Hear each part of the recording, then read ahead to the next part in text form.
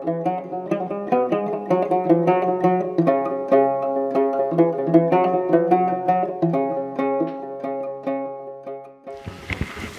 minutes is a long time for me, certainly not with my predecessors.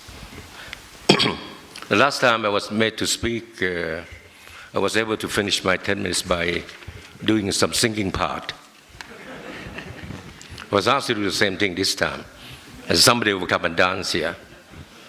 I shan't do that because I want to give Gamaula the last reason to bar me from coming to Bhutan. I'm going to be a bit serious today, which is not my nature. I'm going to talk about alienation. If you study sociology, alienation is an act of separating things from each other, an act of separating people from each other. I can see Prida is smiling now. She knows what I'm going to be talking about next. I think our society has made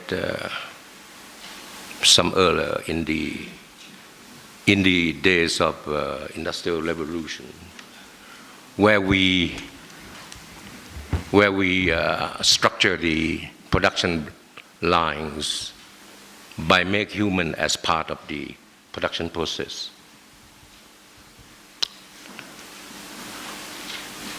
I have to use my example. I studied sociology in 1969. In order to help my father pay for my tuition fee, I tried to work every weekend or that I have a chance. My first job was to work in the food industry. And incidentally, at that time, that was 50 years ago, Madame Marco, former vice president of the World Bank, was talking about that company, which I don't remember the name anymore, was also start his so-called food company, but with intrinsically GNH in his. He was doing that subconsciously. But this British company, the very country who teach me sociology on alienation, was actually also employ me on my weekends to be part of the food chain. I was making cake for them, but my job was simply to throw the egg into the basket that moved in front of me. So the basket moved, I throw the eggs, in order that the yolk can go through the what do you call, the weave, so that the eggs, the shell can stay on top. So let's do that. That's all. The only thing I do.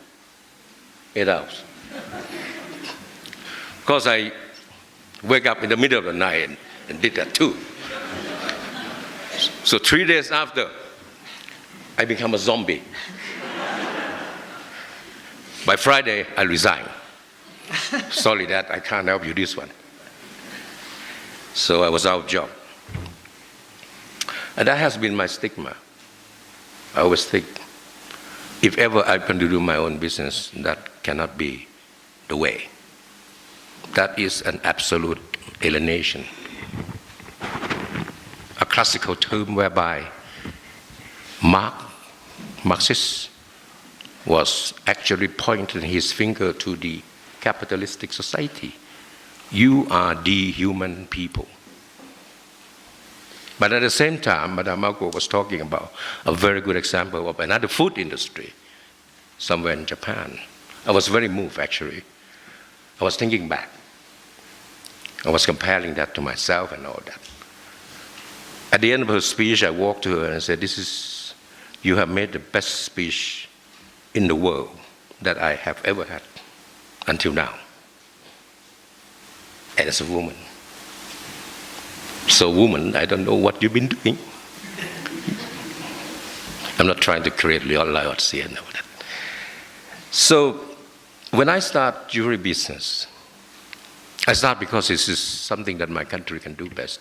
I start not because I wanted to do it. I see opportunity there. But at the same time, I can see too that to make beautiful jewelry, I have to make people feel happy. They have to feel beautiful. Otherwise, my jewelry will look ugly. It's quite a simple solution.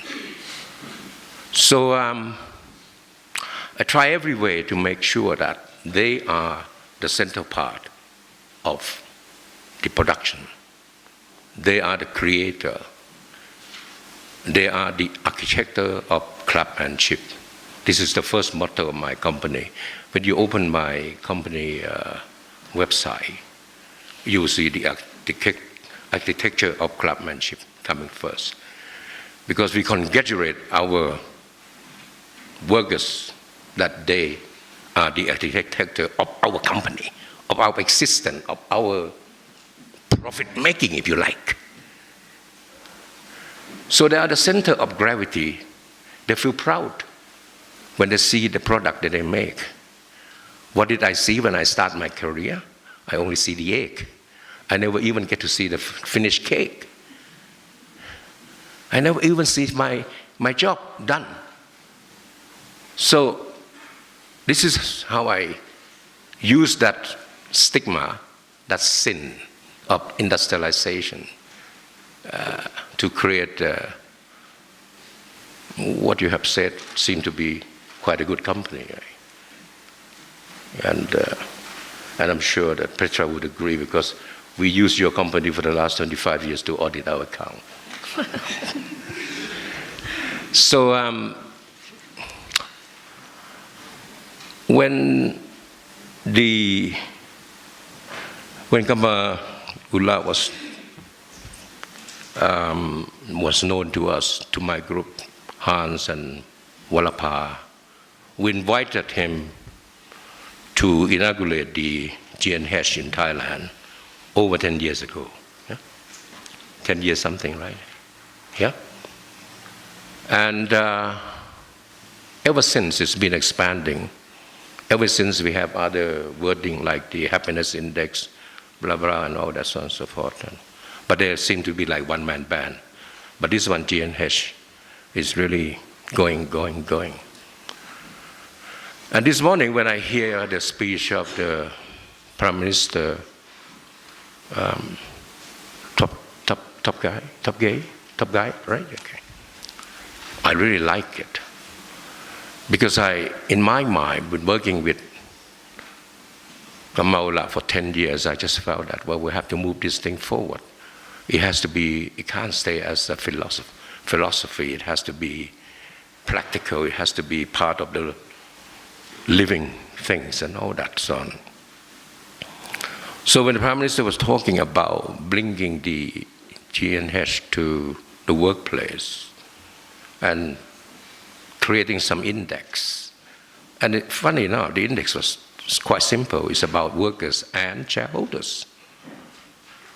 And these two dynamic, so-called workers and shareholders, are the most important factors that started the production of any goods and merchandise on earth. And as it happened, they are the two opposite discipline criteria people by nature. The shareholders want more profit. The workers want to have more salary and happier working place. Happier working place normally mean that less profit because you have to make nice things, nice places and all that. So the focus, from what I've seen, cleverly focus on the two most important actors in the stakeholders grouping. If you get these two all right, the rest are really coming on the way, no problem. The so-called the outside CSR, you get a strong worker who loves company, who want to be with the company, who want to be identified with company, who want to work with the company forever. When you tell them, well, let's go out and do good thing for the rest of the world, for the community, for the society, they will go. You don't even have to force them. You don't even have to pay them extra time. They would do it with their heart. And that's why when I see the index on shareholders and on workers, first, very clever. Sorry, Let's coming continue. close to time. 2 more minutes. Really? I don't have time for singing. I'm so sorry. Oh God. Sorry, my dancers. So at the end of the day, yes, please go on and do it. And with the SDG, I'm actually happy to be a chairman for SDG in Thailand chapter. That because I signed the global compact before anybody in Thailand, so on and so forth. And so they make me do that job. I was the first 50 people that invited to Davos to sign the SDG 17 in 2010.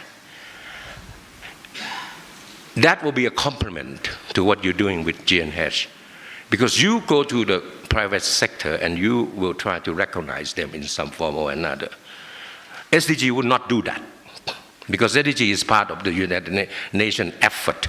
They can't be too intimate, they can't be too detailed, otherwise they seem to be too intervention into the society of the country that they try to participate and all that. Normally, United Nations only work with nations and not the ingredient of the nations and all that. But this one, they really try hard. They see that if we don't go to the business under SDG, if they don't go direct to business to get them into this so-called CSR effort, which they have done in the past with government, with NGOs and all that, they realize after 10 years of trying, they need to have business coming in, so they call this new program as social development goals and all that, so on and so forth. But being the nation, they will not do this rating as such. So if you go and do the rating, give some reward, give some recognition, this is a fantastic coming together. And I think the whole circle of getting business to be the beautiful member of the society, where there is no more alienation between society and business. I think we can see the light in the tunnels. Thank you very much.